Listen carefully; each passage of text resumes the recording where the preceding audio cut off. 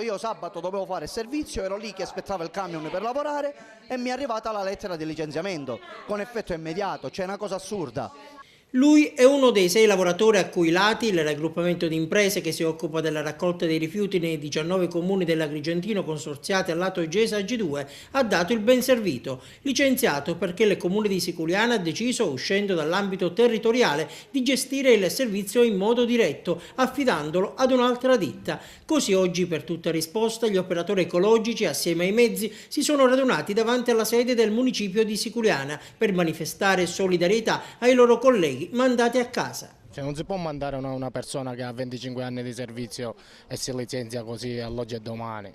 Se non rientrano i licenziamenti non si collegano, non rientriamo noi. Qua attualmente sono 18 comuni che sono d'accordo e una per i suoi motivi. Intanto lei ci deve garantire posti di lavoro per i nostri colleghi. Fermento e mobilitazione all'ingresso del palazzo, acque agitate anche al primo piano, dove il sindaco nella sala giunta ha ricevuto una delegazione dei netturbini e le organizzazioni sindacali.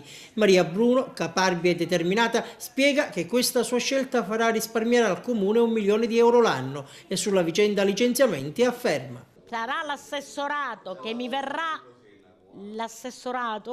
verrà a dire in che termine e in che misura il comune di Siculiana deve salvaguardare la capacità occupazionale.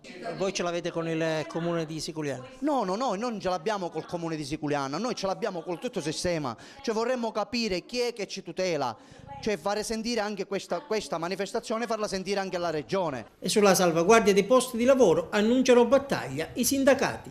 Abbiamo già provveduto a informare il Presidente Crocetta, il quale è rimasto basito sulla nostra comunicazione che il Comune di Siculiana intende gestire il servizio in proprio dopo 3 mesi, per altri 3 mesi, senza tenere conto di quanto dicono le 2 leggi di riforma, di quanto dicono le direttive dell'assessorato regionale, e cioè che la gestione può avvenire alle tante condizioni, ma una in particolare è la tutela dei posti di lavoro.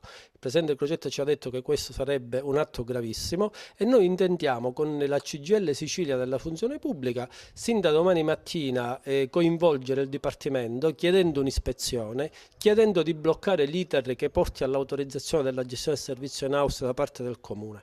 Per quanto riguarda Agrigento, noi chiediamo l'autorevole intervento del Prefetto, perché ritengo che quel tavolo dove ci stia dentro, oltre al sindacato, il Comune, la GESA e l'ATI, si possa addivenire ad una chiarezza.